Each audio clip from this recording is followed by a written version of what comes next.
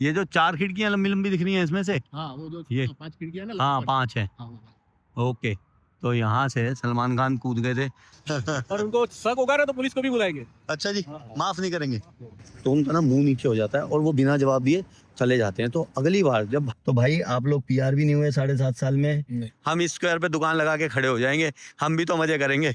और ये जो आप बिल्डिंग्स देख रहे हैं और जो मैंने आपको, वो विद्रोह भी बहुत ज्यादा क्रूअल तरीके से दबा दिया गया। तो ये जो जगह थी बिल्कुल डिस्ट्रॉय कर दी थी। तो जो जवान लड़कियां थी, बच्चे थे, उनको यहाँ से शिप्स में, तो सोचना क्या मैं अपने घर में थूक सकता हूँ।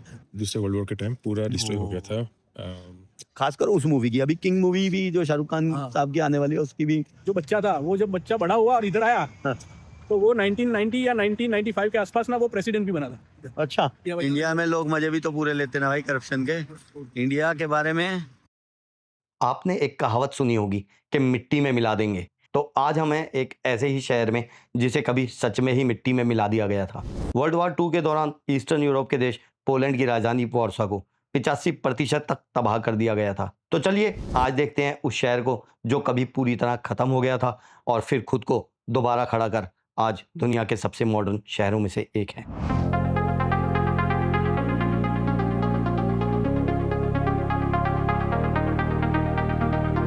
और इस वक्त हम हैं वार्सा के शोपेन इंटरनेशनल एयरपोर्ट पर, जहां से पहले हम जाएंगे होटल चेक इन करने और उसके बाद हम जाएंगे वार्सा सिटी को घूमने। और मेरे एक दोस्त हैं यहाँ वार्सा में जो आए हैं मुझे लेने। पहले तो ये अजय भाई हैं। अजय भाई नमस्ते, कैसे हो? बस बढ़िया। तो और हमारे साथ हैं मेहुल भाई। नमस्कार, जय हिंद। जय हिंद, नमस्ते। जय हिंद का मैंने लगा दिया थोड़ा, लोगों को है ना मेरी वीडियो में जरूर बोलते हैं। जरूर, आप जो फ्लैग लगा दे रहे हो यहाँ पे। हाँ जी, लगाया हुआ है भाई। और एक और खास दोस्त हमारे साथ हैं, वो हमारे अरुण भाई। नमस्ते जी, जय माता दी। और ये है शोपेन एयरपोर्ट। अब ये देखो भाई, प्रोनाउंसिएशन पे मत जाना इस बार। यहाँ पर लिखा है CHOPIN, हम पढ़ेंगे इसको चोपिना। और बहुत से लोगों के कमेंट आ जाते हैं प्रोनाउंसिएशन पे। अब CHOPIN को क्या पढ़ेंगे हम, उसको पढ़ेंगे हम चोपिना, लेकिन यहाँ पर बोला जाता है शोपेन। तो पोलैंड में जो भाषा है वो पॉलिश बोली जाती है और पॉलिश की प्रोनाउंसिएशन थोड़ी सी अलग मिलेगी। तो भैया कोई भी प्रोनाउंसिएशन हो तो नहीं बोलना। और शोपेन जो है वो एक पियानिस्ट थे, एक म्यूजिक कंपोजर थे, बहुत नाम है उनका, और उन्हीं के नाम से यहाँ पर जो है एयरपोर्ट है। सही बोला भाई? सही है। आज ये दो भाई हमें घुमाने वाले हैं और कुछ भी गड़बड़ हो तो पकड़ना पता कि नहीं है ना। नहीं भाई, परफेक्ट सही इन्फॉर्मेशन। सही इन्फॉर्मेशन है ना। मेरी वाली तो सही होगी, आपके वाली कुछ गड़बड़ होगी तो। क्या है? फ्लाइट में ही रिसर्च करके आया हूँ बस मैं, जो पढ़ा गया पढ़ लिया। रिसर्च करनी पड़ती है, अभी बिना रिसर्च के कैसे पता लगेगा शोपेन कौन थे। हमारी फ्लाइट थी पॉलिश एयरलाइन, जो कि हमारा सफ़र काफ़ी ठीक रहा। इंडिया से यहाँ तक आने में लग गए लगभग 8.5 घंटे हमारे को। और उसके अलावा बात करते हैं इमिग्रेशन की। पोलैंड जो है वो दुनिया में सबसे सख्त कंट्रियों में से एक मानी जाती है इमिग्रेशन के लिए। लेकिन क्योंकि मेरे पासपोर्ट पे बहुत सारे स्टैम्प्स और वीज़ा थे तो हमें उन्होंने एंट्री दे दी। लेकिन कहते हैं कि जब 2015 में जब क्राइसिस हुए थे, जब सीरिया वगैरह, इराक, अफगानिस्तान से लोगों को माइग्रेशन मिल रहा था दूसरे देशों में, तो पोलैंड ऐसी कंट्री थी जिन्होंने यूरोपियन यूनियन को मना कर दिया था कि हम भाई किसी भी इमिग्रेंट को नहीं लेंगे। उन्होंने वजह दी थी नेशनल सिक्योरिटी और जो हमारा कल्चर है उसे बचाने के लिए हम ऐसा कर रहे हैं। लेकिन उसके बाद 2022 में जब यूक्रेन वॉर हुई, यूक्रेन और रशिया के बीच जो वॉर हुई, उसमें इन्होंने यूक्रेन से आए हुए जो भी इमिग्रेंट्स थे उनको काफ़ी यहाँ पर बसाया, बट जो मिडल ईस्ट वाले थे उनको नहीं बसाया। और ये खुल के बोलते हैं भाई कि हमने अगर उन्हें नहीं लिया तो हमारी कंट्री में कोई भी टेररिस्ट अटैक आज तक नहीं हुआ। इनके शायद प्राइम मिनिस्टर हैं या वो फॉरेन मिनिस्टर हैं, कोई हैं जो खुल के बोलते हैं। मैंने बहुत बार न्यूज़ में देखा उन्हें और आपने भी देखा होगा। तो चलो भाई मेहुल भाई से और अजय भाई से पूछ लेते हैं इमिग्रेशन के बारे में। भाई कितने साल हो गए आप लोगों को यहाँ पर? दोनों 8.5 साल हो गए। 8.5 साल वारसा में ही हो तब से आप? और दोनों भाई इंडिया में गुजरात से हैं और दोनों अहमदाबाद से ही हो आप? तो भाई कैसा है यहाँ पे इमिग्रेशन वगैरह का? आप लोगों का क्या अभी यहाँ पर पासपोर्ट वगैरह बन गया है क्या? नहीं, पासपोर्ट तो नहीं बना है अभी तक। यहाँ पे ऐसा है कि भाई आपको 5 साल यहाँ पे स्टे करना है, ठीक है, और 3 साल टैक्स पे करना है। उसके बाद पॉलिश लैंग्वेज आपको आना चाहिए। टैक्स सर्टिफिकेट आता है, B1 लेवल चाहिए। हाँ, B1 सर्टिफिकेट अगर आपके पास है तो तीनों आप एलिजिबल हो। उसके बाद एलिजिबिलिटी आपकी रहती है कि भाई आप PR अप्लाई कर सकते हैं। अगर घर में 3 लोग हैं तो तीनों को आनी चाहिए पॉलिश? नहीं, एक बंदे को आ जाएगी, यानी इसके ऊपर फिर डिपेंडेंट आप अप्लाई कर सकते हो। तो जैसे हस्बैंड है या वाइफ है, दोनों में से किसी एक का वो हो जाएगा PR। तो बच्चे को और उसके तो अभी आपकी पीआर भी नहीं हुई 7.5 साल में? नहीं, क्योंकि लैंग्वेज का पंगा है। नहीं भाई, हम लोग- अभी नहीं। आप भी नहीं है भाई? नहीं P1 पॉलिश चाहिए भाई, and polish is one of the toughest language, मतलब भाई हाँ। गिन लो आप। वर्ल्ड की 3rd नंबर की टफेस्ट लैंग्वेज। हाँ। जैसे ए है तो ये लोग आ बोलते हैं, जैसे मेरा नाम अजय है तो ये लोग मेरे को अजय अजय ऐसे बोलते हैं, और जे को ये लोग ये बोलते हैं। ये या बोलते हैं तो आया हो जाता है। मैंने भी बताया ना भाई, जो यहाँ रहेंगे वो तो प्रोनाउंसिएशन सही बोल लेंगे, ठीक है। इन लोगों को फिर भी पता क्या, आप चौपिन, यार हम तो चौपिन ही पढ़ेंगे, वो शोपेन है। तो इतना फर्क है यहाँ पर लैंग्वेज और प्रोनाउंसिएशन का, भाई लोग सही कह रहे हैं। और यहाँ की भाई जो करेंसी है वो क्या प्रोनाउंसिएशन करते हैं उसकी भी मुझे तो बड़ी मुश्किल हुई, क्या बोलते हैं? वैसे उसको पॉलिश में बोलते हैं ज़ुआती। ज़ुआती, या जेड एल जो है ना वो कटा हुआ है, तो कटा हुआ एल को ये लोग वी बोलते हैं। ओके। जैसे अपने इंग्लिश में ज़लोटे बोल सकते हैं। हाँ, इंग्लिश में जलोटे, लेकिन वो तो चलती नहीं ना फिर यहाँ पर, अगर हम जलोटे बोलेंगे तो बड़ी समझेगा। नहीं, ज़ुआती। ज़ुआती। हाँ। सो भाई पोलैंड की जो करेंसी है वो ज़ोटे है। हालांकि पोलैंड यूरोपियन यूनियन का हिस्सा है, पोलैंड शेंगन का पार्ट है, हम जो आए हैं शेंगन वीज़ा पे आए हैं यहाँ पर, और पोलैंड नाटो का भी पार्ट है। लेकिन यहाँ पर जो है भाई करेंसी यूरो नहीं चलती, यहाँ पर करेंसी चलती है ज़ोटी। और आज की डेट में अगर बात करूँ तो एक ज़ोटी 25 से 26 भारतीय रुपए के बीच में है। तो भाई आप लोग पीआर भी नहीं हुए 7.5 साल में, नहीं, और क्या प्लान है? पीआर लेनी है, रहना है, PR यार तो लेने का ही सिटीजनशिप है। भी रहना है? अभी तो प्लानिंग है, अभी देखते हैं क्योंकि गुजरात में बड़ा अच्छा काम चल रहा है, आ जाओ। अभी मैं इंडिया जाके आया 2 महीने पहले, यानी 2 महीने रह के आया। 2 महीने उधर रह के आई। हाँ, कैसा लगा दिल से बताना? दिल से तो रहने के लिए तो वो अच्छा ही है, पर पैसे के लिए इधर अच्छा है। रहने के लिए अच्छा है। रहने के लिए तो, क्योंकि वहाँ पे फैमिली है, फ्रेंड्स है, कल्चर अगर है, फ्रेंड फैमिली यहाँ आ जाएगी तो फिर यहाँ पे इंडिया है। नहीं नहीं। तो हम पहुंच गए हैं जो जगह हमने बुक की है।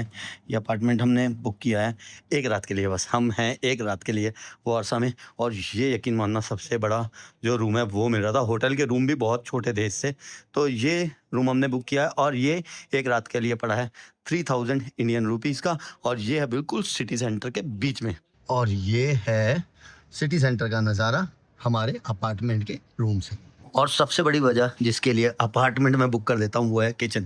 तो भाई बहुत सहूलियत हो जाती है बाहर आके खाना खाने में, खास करके आपको चाय पीनी हो या कुछ वेज खाने का मन हो तो ये किचन बहुत साथ दे देती है। और सही बात बताऊँ, मुझे बनाना कुछ भी नहीं आता है, लेकिन फिर भी किचन काम करते हमारे भाई को आता है, रूम भाई को।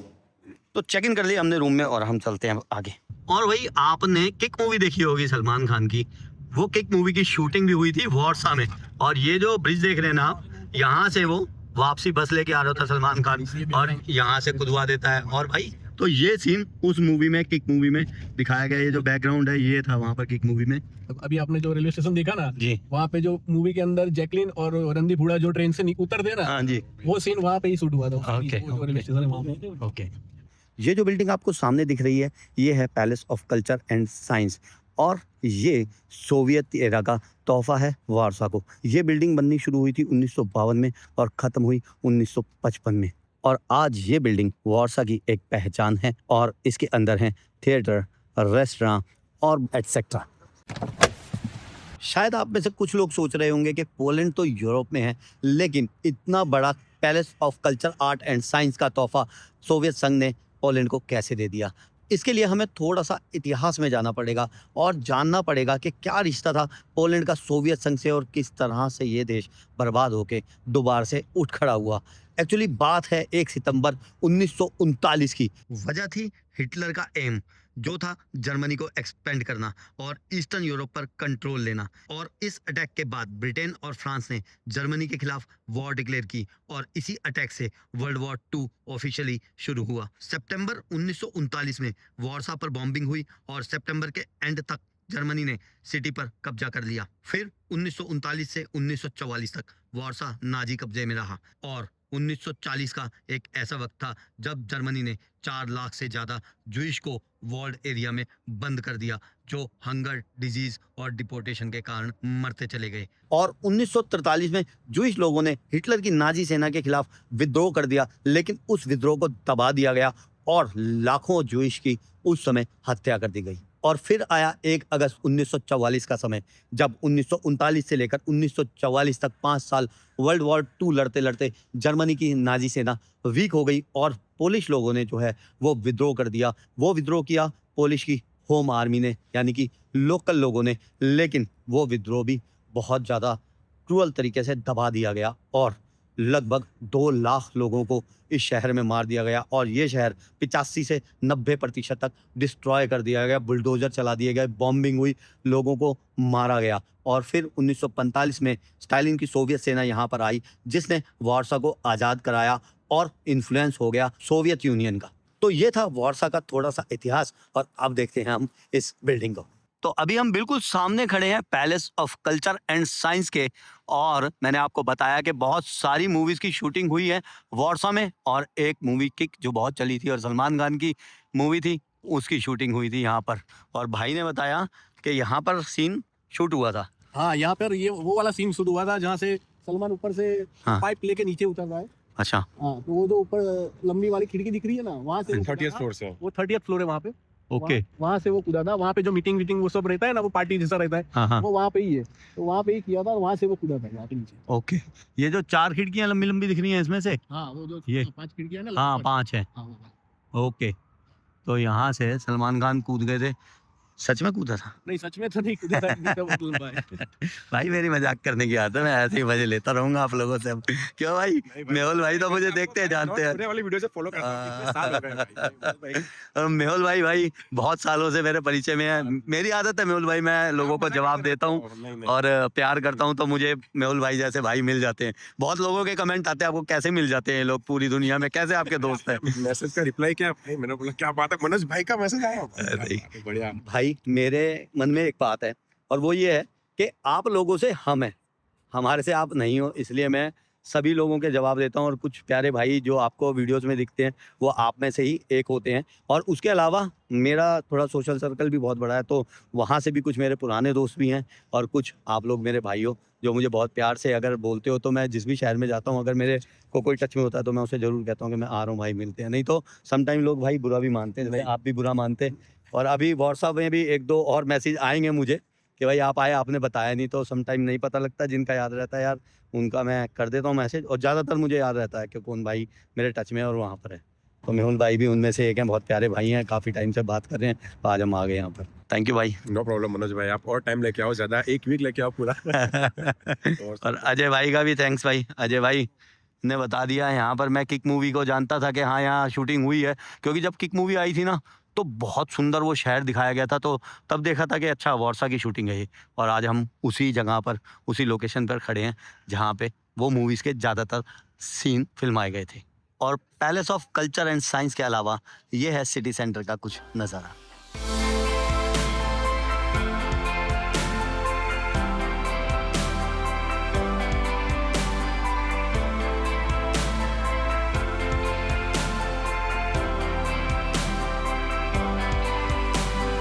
और सिटी सेंटर में ही सामने है ये वारसा सेंट्रल स्टेशन। और ये जो बिल्डिंग है ये वारसा टावर है। ये कहते हैं कि यूरोपियन यूनियन के जितने देश हैं उनमें सबसे टॉलेस्ट बिल्डिंग है, हालांकि मुझे नहीं लग रही। हालांकि लंदन अब यूरोपियन यूनियन में शामिल नहीं है तो लंदन उसमें नहीं आता। बाकी जो यूरोपियन देश हैं उनमें सबसे टॉलेस्ट बिल्डिंग अभी ये है यूरोपियन यूनियन की। उसके अलावा कुछ आर्किटेक्चरल बिल्डिंग्स, खूबसूरत नज़ारा। इधर है इंटरकॉन्टिनेंटल होटल, जहाँ पर कहते हैं कि जब किक मूवी की शूटिंग हुई तो सलमान खान साहब यहाँ रुके थे। तो इस तरह से है ये सिटी सेंटर। और अब चलते हैं कहीं और।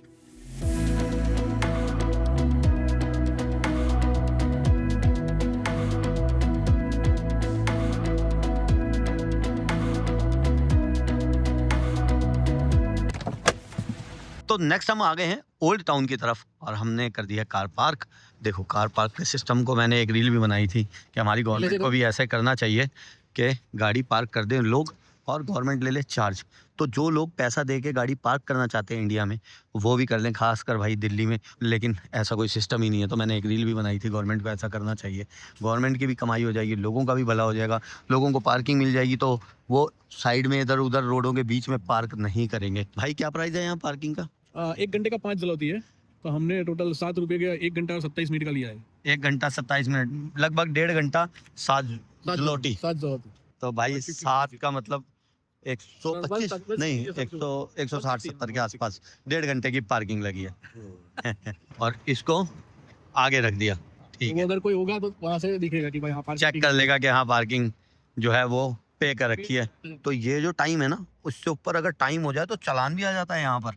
और भी बहुत देशों में चालान आ जाता। अभी अमेरिका में कटा था हमारा चालान, हमारा कट चुका है हांगकांग में भी चालान, इसी तरह से पार्किंग के चक्कर में। और वो चालान ना चाहता सर मेरी वजह से कटता है, क्योंकि मैं करता रहता हूँ भाई ब्लॉगिंग, थोड़ा सा टाइम ज़्यादा लग जाता है समटाइम, और मेरे जो दोस्त भाई लोग हैं उनके चालान कट जाते हैं यार। कार पार्क करने के बाद हमने मैकडोनल्ड में जाके सीटी बजा लिया भाई। और मैंने आपको बहुत सारी वीडियोस में बताया, यहाँ मौका मिले यूरोप जैसी जगह में आके तो भाई सीटी बजा लो। यहाँ फ्री था वॉशरूम, और जो वीडियोस को देखते हैं वो समझते हैं सीटी बजाने का मतलब मेरा, तो भाई टॉयलेट वगैरह यूज़ करना हो तो कर लो ऐसी जगह आकर जहाँ भी मौका मिले। तो हम पहुँच गए हैं खूबसूरत ओल्ड टाउन ऑफ वारसा में, और सबसे पहले दिखा है निकोलस कोपरनिकस का स्टैचू, जिन्होंने थ्योरी दी थी कि अर्थ जो है वो सन के चक्कर लगाती है, और यहाँ पर जो है वही चीज़ दर्शाई गई है कि भाई ये बीच में सन है और अर्थ यहाँ पर चक्कर लगा रही है। तो निकोलस जो थे वो 15वीं सेंचुरी के एक बहुत ही मशहूर पॉलिश एस्ट्रोनॉमर थे, और निकोलस कोपरनिकस के स्टैचू के पीछे है सोसाइटी ऑफ साइंस वारसा की बिल्डिंग, और सिटी सेंटर में ये है the church of the Holi cross, जो बनी थी 1778 में। खूबसूरत भव्य चर्च। और अगर धर्म की बात करें तो पोलैंड में जो मेन धर्म है वो है क्रिश्चियनिटी। लगभग 90% लोग जो हैं वो कैथोलिक क्रिश्चियन हैं यहाँ पर, और उसके अलावा 10% अन्य धर्मों के लोग हैं।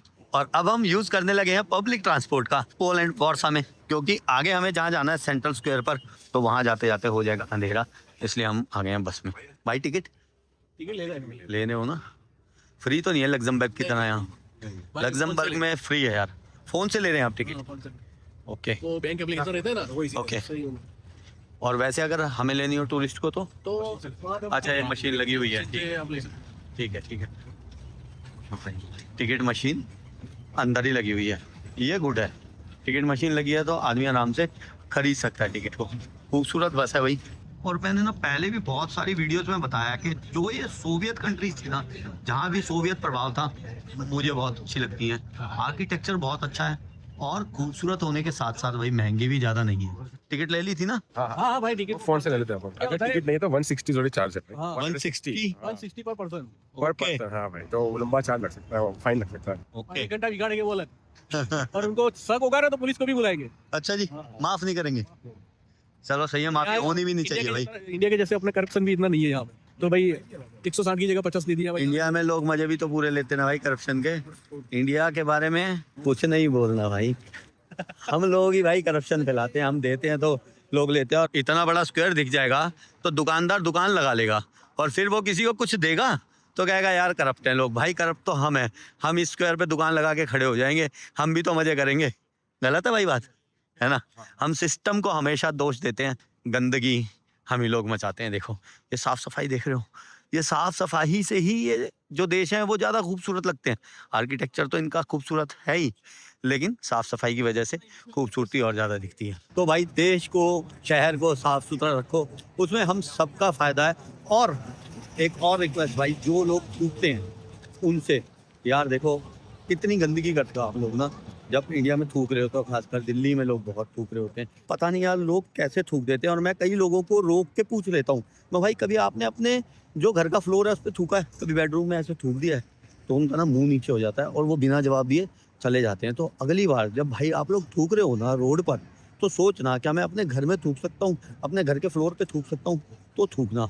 और जो ये थूकते हैं उनके लिए बात कर रहा हूँ। और इस वीडियो को भी शेयर कर दो उन लोगों को जो ये थूक रहे होते हैं, या लोगों को दिखाओ कि जिस जगहों को आप खूबसूरत समझ रहे हैं वो साफ सफाई की वजह से ज़्यादा खूबसूरत है।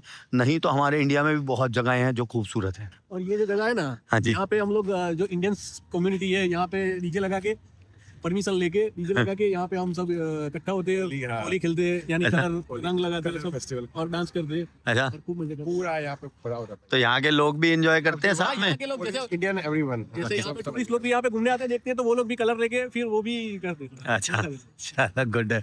तो भाई ये खूबसूरत ओल्ड टाउन, और ये जो आप बिल्डिंग्स देख रहे हैं, और जो मैंने आपको इतिहास बताया था कि 85 से 90% जो था वो डिस्ट्रॉय कर दिया गया था जर्मन नाजी सेना द्वारा।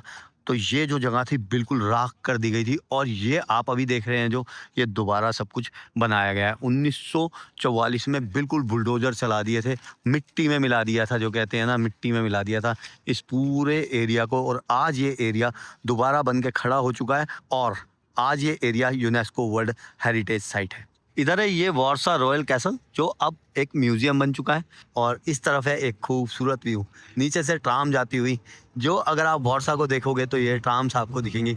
बहुत ही खूबसूरत नज़ारा, बहुत ही खूबसूरत मौसम इस वक्त वॉर्सा में, और ये टाइम है मार्च 2026। लेकिन अगर आपको कभी वॉर्सा आना है तो बेस्ट टाइम जो है वॉर्सा आने का वो शुरू होता है अप्रैल से। मई, जून, जुलाई, अगस्त, सितंबर तक आया जा सकता है। फिर अक्टूबर से जो है वो ठंड पड़नी स्टार्ट हो जाती है, और नवंबर, दिसंबर, जनवरी, फरवरी यहाँ पर बहुत ज़्यादा ठंड हो जाती है। और लास्ट मंथ जो फरवरी की भाई लोगों ने बताया बात के यहाँ पर -20 डिग्री टेम्परेचर भी पहुँच गया था। तो फरवरी में यहाँ पर -20 डिग्री भी हो जाता है और बहुत बर्फ़ पड़ती है।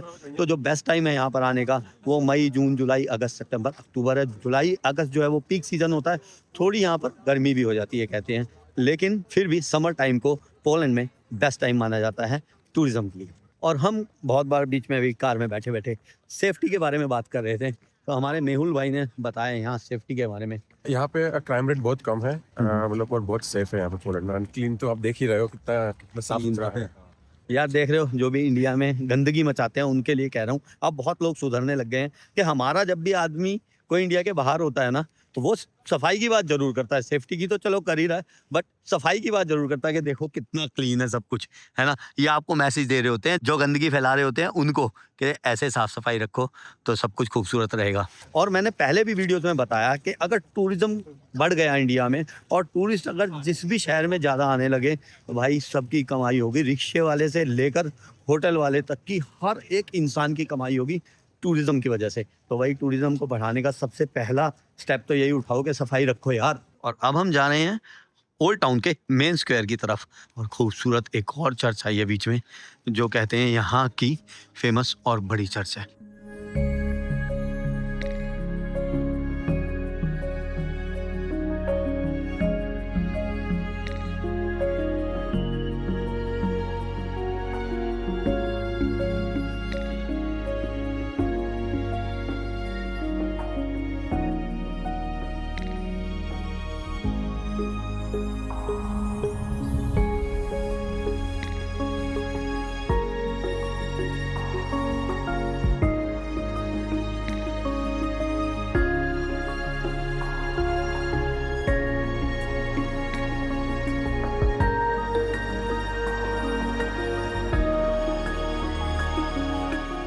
चर्च में ना शांति बहुत होती है, और आवाज़ मतलब अंदर दिल से भी नहीं निकलती आवाज़, चुपचाप आदमी बैठ जाता है यार, अच्छा लगता है चर्च में बैठना। Chopin concert today.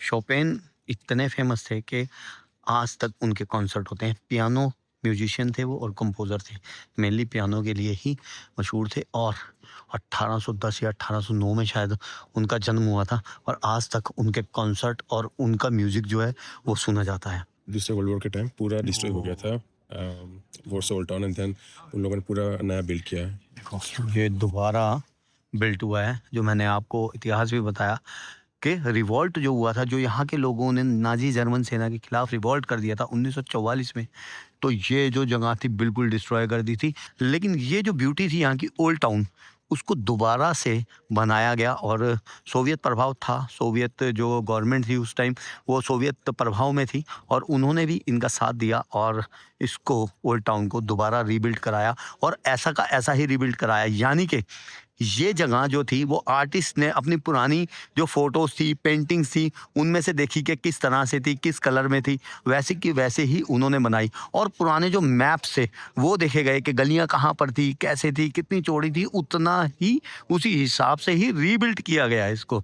कमाल की बात है, और दुनिया के सबसे बड़े रिकंस्ट्रक्शन साइट में से एक साइट इसको माना जाता है। और स्क्वायर के बीचों बीच है एक जलपरी का स्टैचू, मरमेड का स्टैचू, जिसको पॉलिश में कहते हैं सिरेन का, और ये स्टैचू वार्सा का ऑफिशियल सिंबल भी है। और ये स्टैचू वार्सा में जगह जगह दिखता है, जैसे कि पब्लिक ट्रांसपोर्ट पर, सिटी कोट ऑफ आर्म्स पर, इवन के मेन होल जो होते हैं गटर के ढक्कन उन पर भी। और इस मरमेड की कहानी पे ही वार्सा सिटी का नाम रखा हुआ है। एक्चुअली पुराने ज़माने में ऐसा माना जाता था कि यहाँ से पास में बहने वाली विस्तुला रिवर के किनारे पर एक बार ये जल परी आई, और वहाँ पर रहने वाले एक शख्स ने इनको देखा। उसका नाम था वॉर, और जल परी को पोलिश में कहते हैं स्वा। तो वॉर नाम का जो लड़का था उसको इस जल परी से प्यार हो गया और ये विस्तुला रिवर के किनारे पर रहने लग गए और इन दोनों के नाम से ही यहाँ पर आसपास रहने वाले लोग इस एरिया को वार्सोवा बोलने लग गए, जिससे इस शहर का नाम पड़ गया वार्सोवा। और अगर आप सिरिनका के हाथों की तरफ देखेंगे तो आपको दिखेगी कि वो ढाल और तलवार पकड़े हुए हैं और ऐसा माना जाता है कि जो सिरिनका है वो वार्सोवा को हर खतरे से बचाती है। चलो अब चलते हैं अंदर की तरफ, घूमते हैं ओल्ड टाउन की कुछ गलियों को। तो भाई आप जितनी भी यहाँ पे लाइट्स वगैरह दिख रहे हो ऑलमोस्ट सभी रेस्टोरेंट्स ही है। और ये जो रेस्टोरेंट है ना, तो समर के टाइम में क्या है, ये लोग सब बाहर काउंटर्स लगा देते हैं। ओके। और जो अपने किक मूवी में रणदीप हुड्डा और हाँ। जैकलीन का जो इंट्रोडक्शन वो सब हुआ था और जो बैठ के कैफे के बाहर बात कर रहे थे वो यहीं पे था। ओके। इसका शूटिंग हुआ है। तो इन्होंने बताया कि भाई जो शूटिंग हुई थी किक मूवी की उसमें एक रणदीप हुड्डा और जैकलीन का जो सीन था वो भी इसी स्क्वायर पर था जब वो बैठकर बात कर रहे होते हैं। और भी बहुत सारी मूवीज की यहाँ पर शूटिंग हो चुकी है और रिसेंटली यहाँ पर किंग मूवी की भी शूटिंग हो रही थी, शाहरुख खान जी की। भाई ये सबको देखते रहते हैं क्योंकि ये सेंट्रल में ही रहते हैं यहाँ पर आसपास, तो इनको मिलते रहते हैं और इन्हें बहुत शौक है मूवीज का भी। तो आप मूवी की वजह से यहाँ आए थे वर्षा? हाँ, उस टाइम तो वर्षो तो मूवी में ही देखा था कि भाई हाँ ये वर्षो है। तो तब का आगे चलते हैं वर्षा। हाँ, फिर सोचा कि भाई चलो जाते हैं।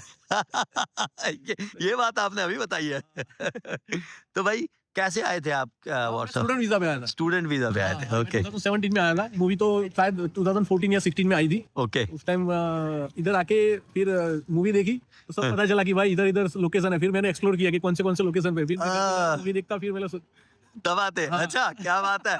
ओके। तभी मैं कहूँ कि भाई को हर लोकेशन कैसे पता, भाई इन्होंने आगे हर लोकेशन को देखा भी है और किक मूवी की वजह से भाई यहाँ पर आ गए। हाँ, सही बात है। ये बात अभी तक इन्होंने नहीं बताई थी, यहाँ आकर ही पता लगी है क्योंकि मैं देख रहा हूँ कि इनको सारी लोकेशनें पता है, खासकर उस मूवी की। अभी किंग मूवी भी जो शाहरुख खान साहब की आने वाली है उसकी भी भाई ने देखा था यहाँ पर शूटिंग वगैरह होते हुए। ये जो अपने आए ना जीत गली से, हाँ। वहीं से ही वहाँ पे ही शाहरुख का वो सेटअप लगा था। वो किसी घर के अंदर कुछ मूवी का शूटिंग हो रहा था। ओके। हाँ, तो वहाँ पे भी था और थोड़ा आगे की तरफ भी है जहाँ से हम आए ना, वहाँ पे भी शूटिंग हुआ। तो मतलब किंग मूवी के भी जो सीन होंगे अगली बार हमें सारी लोकेशन आप दिखा दोगे? मूवी आएगी तो मैं देख लूंगा और उसके बाद फिर मैं देख लूंगा और आप जब भी आओगे ना तो मैं आपको बताऊंगा कि भाई ये जगह पे किंग का शूटिंग हुआ। तो फिर मैं किंग मूवी देख लूँ, है ना? हाँ, और मुझे किक देख के आनी चाहिए थी यहाँ आने से पहले दोबारा। हाँ। और भाई जरा देख के बताना वो कब आई थी किक मूवी? 2014 में, 15 में कब आई थी? भाई 17 में आए थे यहाँ पर और 26 9 साल होने को आए हैं। हाँ, 9 साल, ऑलमोस्ट 9 साल। 9 साल होने को है। चलो गुड।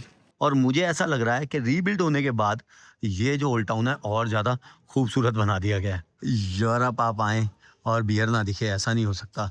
देखना कितने ही सारे बियर के ऑप्शंस हैं यहाँ पर। लोकल ही है सब। ओके। और आगे आ गया है ये खूबसूरत वॉल गेट जिसको यहाँ पर कहते हैं बारबिकन। ये 16th सेंचुरी का स्ट्रक्चर है जो ओल्ड टाउन को प्रोटेक्ट करता था, लेकिन जैसे कि बताया आपको कि 1944 में जब वारसा सिटी को डिस्ट्रॉय कर दिया गया था तो ये जगह भी बिल्कुल डिस्ट्रॉय हो गई थी और इस जगह को 1950 में दोबारा से रिकंस्ट्रक्ट किया गया था।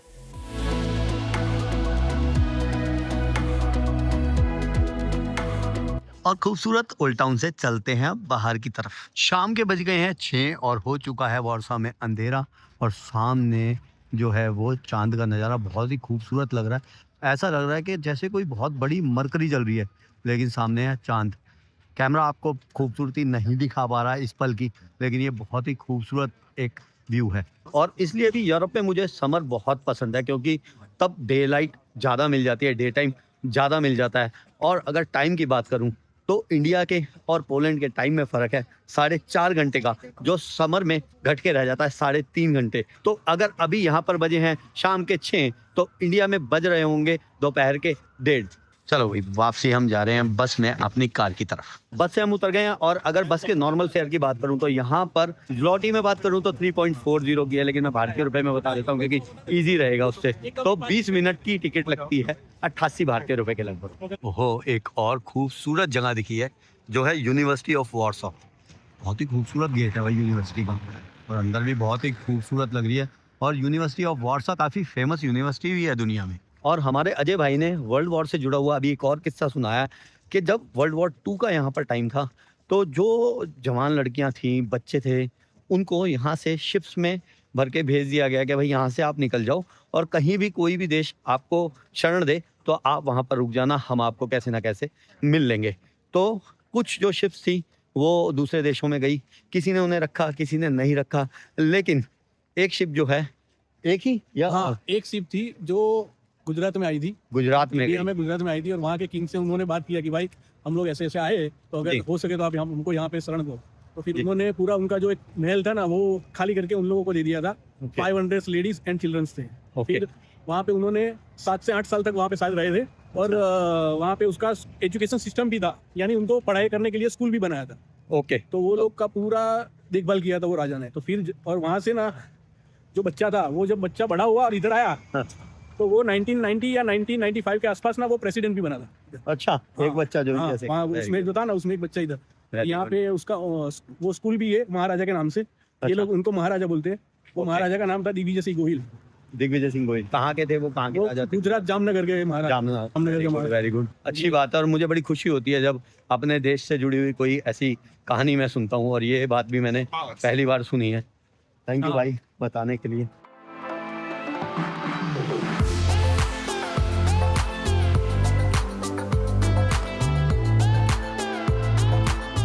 कार से हम उतर गए हैं और सामने है एक ओल्ड ट्राम जो पुराने टाइम की याद दिलाती है।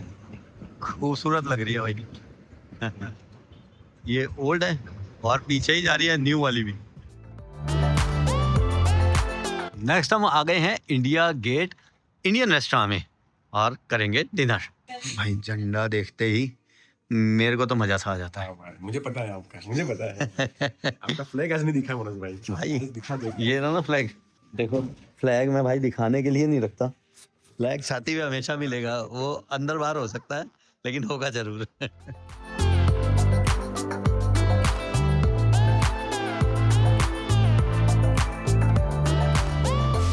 खाना हमने खा लिया भाई और बिल आया है 180 zloty का।